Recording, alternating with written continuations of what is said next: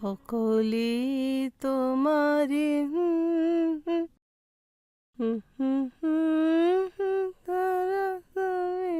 তোমার একটু জল দাও তো। ও কি রে, এত তাড়াতাড়ি ফিরে এলি? শরীর ভালো আছে তো? হ্যাঁ হ্যাঁ, শরীর ভালোই আছে। ওই সই করে চলে এসেছি শরীর খারাপের ঢপ দিয়েই। ও, ওরা তো কেউ বাড়ি নেই রে। বুবলাই আর বৌমাকে নিয়ে নদী বেরিয়েছে। বলল কোন শপিং মলে যাবে পুজোর কেনাকাটি টাটি করতে। ফোন করেছিল?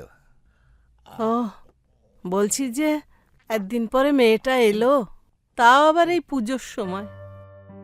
ওর জন্য একটা ভালো শাড়ি কিনবি তো? ভালো? কতটা ভালো? হুম, না মানে ঠিক কতটা? 1000, 2000, 3000? মানে কত দামের শাড়ি তোমার ওই আমেরিকান মেয়ের উপযুক্ত হবে বলো তো? সে তো বৌমাই ভালো বুঝবে। ও যে ব্যাগটা ব্যবহার করে তার দাম জানো? অরিজিনাল গুসি। তোমার এই গড়িয়াহাটের মুচির গুসি না, আমার গোটা মাসের স্যালারির হাফ।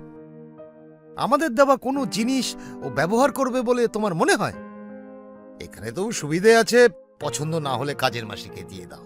আর ওখানে তো নিজেই মাসি নিজেই মেশো। না না না না না, তাও বলছি যে পুজোর সময় ওকে একটা কিছু দেওয়া তো তোর কর্তব্য, বল। হ্যাঁ,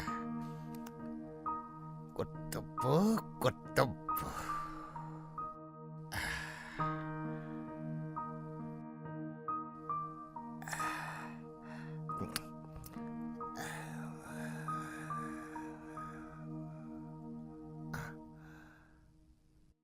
আমার পক্ষ থেকে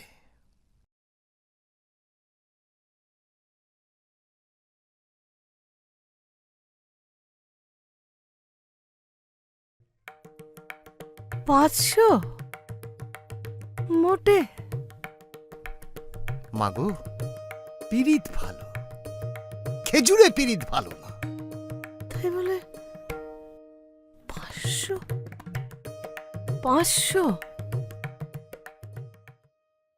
তুই কি স্মার্ট ভাই, কিরকম বলে দিলি? আগে দিদি পারমিশন নেই তারপর। ও মা, তারপর দিদির কাছে কেস খাই। তোর নাম্বার চাইলেও একই কথা বলতাম। আচ্ছা, তুই দিদিকে নিজে যেতে বলবি যে তুই যেচে খুঁচিয়েছিস লোকটাকে। না, ওটা কুচি করে ঢপ দেব। দাঁড়া, জয়মা বলে ফোনটা করেই ফেলি।